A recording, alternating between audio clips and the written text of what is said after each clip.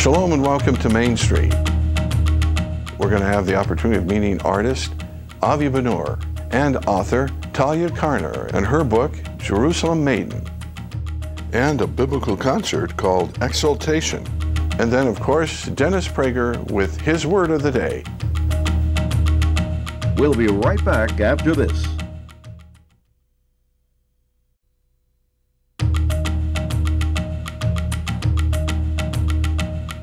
Shalom and welcome back to Main Street.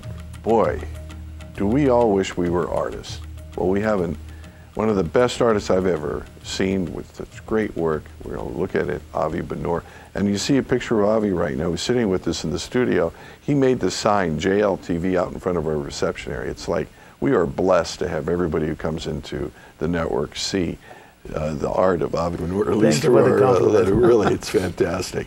Later in the program, we're going to take a visit down to Norwalk, which is not far from Downey, which is between Yugoslavia and Hawaii, basically.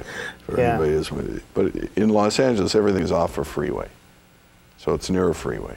And but before we get into that exhibition of your fine art, first of all, I want to welcome you, Shalom, and thank you for being a friend all these years. Thank you very much for inviting me. Now, we have three things that we're looking at here. We're not supposed to move them. Our producer, Craig, said, can't touch them, but we can point to them. Let me start with the one that's the most dramatic and closest to me, and that is because I can see a number that's got green lettering here. This is meant to commemorate basically the state of Israel, the issue of Israel, from where they come. They start, the Israel state starts from the ash of Auschwitz, from the ash all over Europe. And I know for sure, if Israel was exist at the time Hitler was playing role in the world, he couldn't do whatever he did, for sure. So this piece, for my opinion, I integrate here two holidays, two events of heroism which happen. I'm going to do something dangerous. I'm going to guess on the two, okay? One would be Yom HaShoah, the Day of Remembrance, and the other would be Yom Ha'atzmaut, the Day of Israel's independence. Did I get it right? No. No, nuts. I know it. I can't trust myself. This piece dealing with the Hanukkah. Really? Which people think it was this a miracle. Is a dreidel. Not the dreidel. It was represent the Hanukkah. Okay. And even on the dreidel, those letters, which in Israel they say Nes Gadol Haya Po. And outside of Israel, when they make the dreidel, they state on it Nes Gadol Haya Sham. So what does that mean?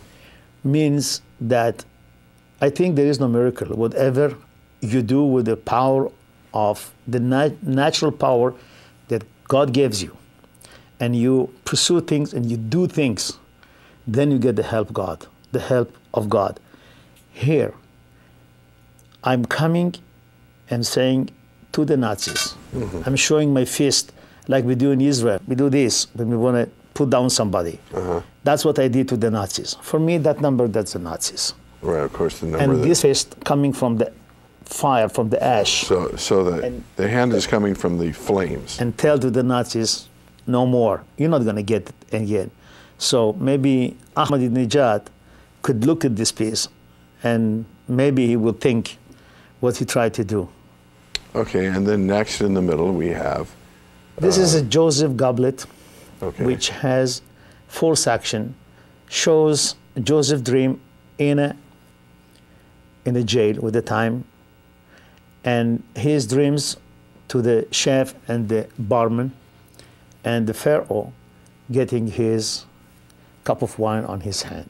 And the cover also brings a landscape of parts of Jerusalem which is related to Jewish, Muslim, Christian, and all time. And each part interlaced with the part below that. Now, what drove you to Fiddler on the Roof with a couple of birds on the roof? This is the environment I grew in. Fiddler on the Roof, it was movie, it was and in theater. And there is no Jew in the world which cannot feel sympathy to this image of the fiddler. For sure. You can see your This is one of fiddler, the and klezmer. you hear the music, the happy violin, The happy violin. or the sad violin. You could hear either one. Depend what the Depends mood on of the the moment fiddler. of time, right? Yeah. Exactly. Well, we're going to come back and we're going to take a look at your exhibit in Norwalk, right? Norwalk, No, California. that was the first one, yes. And you'll explain to us what we're going to see. And I want to thank you again for putting that JLTV on the wall for all of our, for years to My come, all pleasure. of our friends who come to JLTV. You always had more than a little corner in my heart. Well, thank you. You remember 1998? I don't forget. You did also. You interviewed me in my gallery. You came toward me anytime I needed you. And this is really Well, thank you. time for me to thank you and say again. Thank you very much. But we can't move this because We don't. Craig will be right back. Stay tuned. We're going to Norwalk right after this.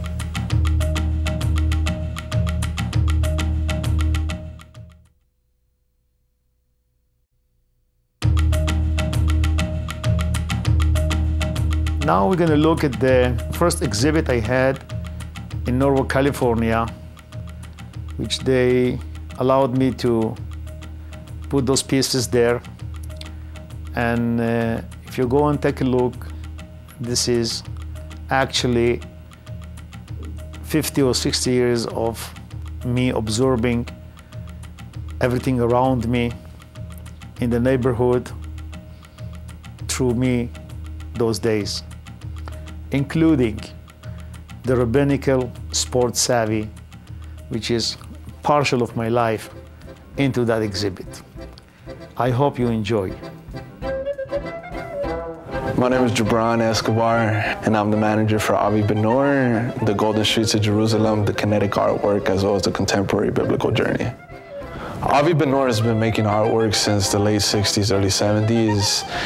Artwork that is in the genre of kinetic artwork, which is some of the pieces that you see on my right-hand side, like the Star of David, which is in black, gold, and white.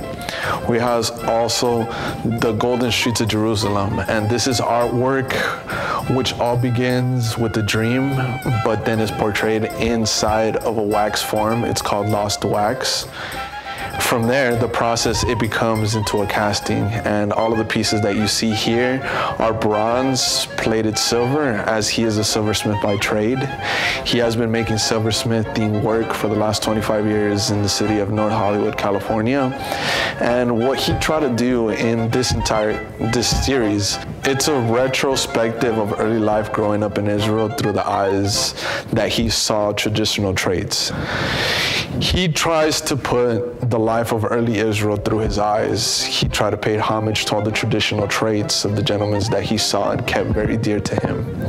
From there, you could also show in some of the Jewish traditions like the shohet, the kaparot, and a gentleman which is the fiddler, and a lot of people can familiarize themselves with that piece as well. In the center section, this is more of our comical section, and it's called Rabbinical Sports. He tried to show the emotions and the expressions in the face of every single piece, whether it's the effort of doing a push-up in the gymnast, or it's the concentration of the bowler, which wants to get all the pins knocked out, or you could also see the boxer getting punched out.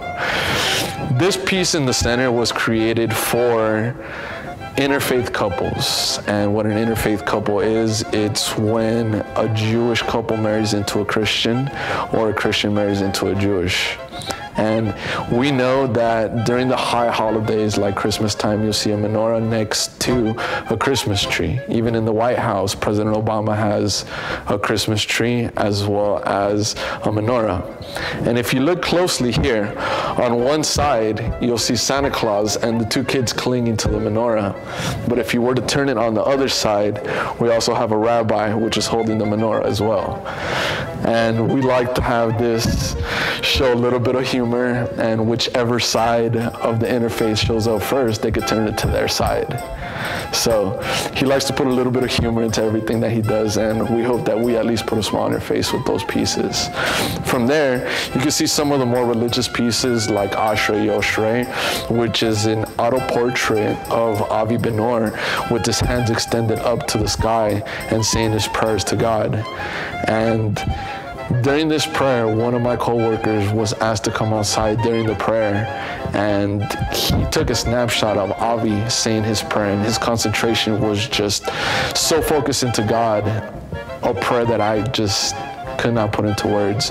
The world could have came to an end, and Avi would have been so concentrated into that prayer that he would not know the difference. From there, he also has a lot of religious pieces, which is the Shema Israel, which is the basic 6-word prayer, which is the pillar of all the prayers in the Jewish environment.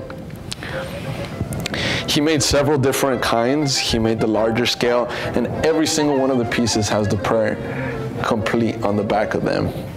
Very detailed oriented.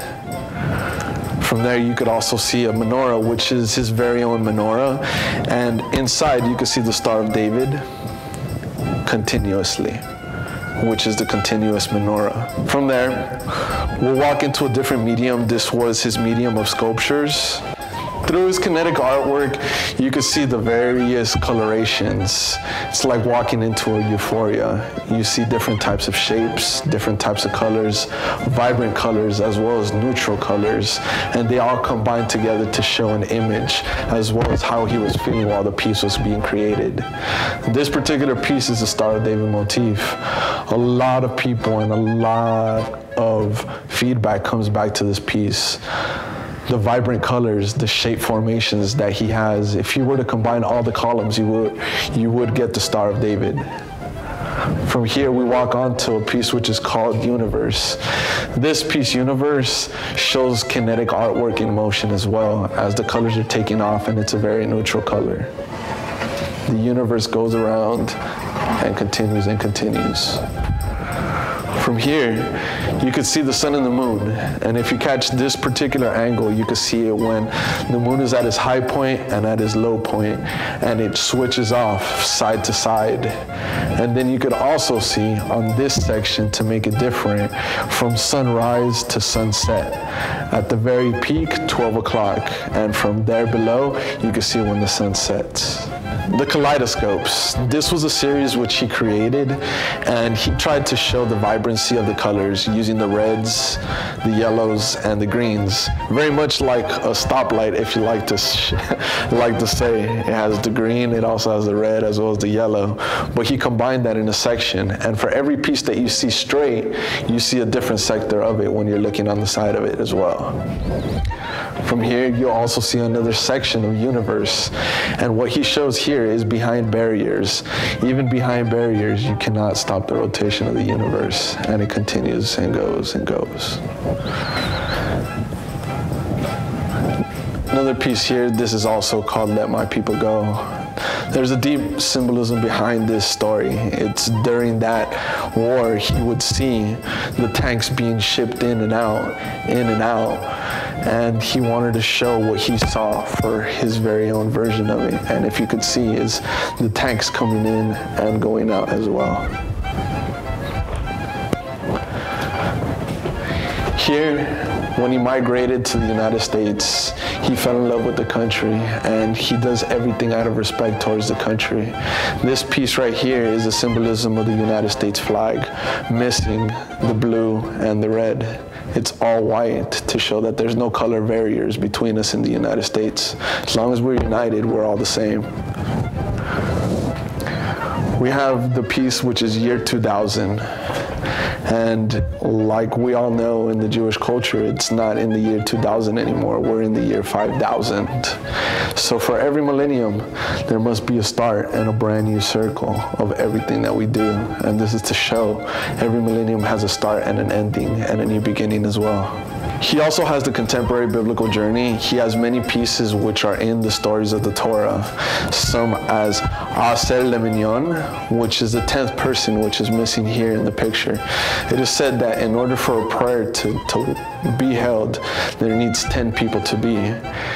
And the most common excuse is when they get the 9th person is, haven't you tried my neighbor? And here, what we show is we've taken out the 10th person, but yet the search is still going for the 10th person, and he's there in soul. Another piece is Akedah, very well known inside of the Torah. Every piece here has a story. This is Jacob's dream. And what it is showing is the vibrant colors and the expression that the artist was feeling during this period. He was going through this passage through the Torah, and this is what he felt when he was making his piece.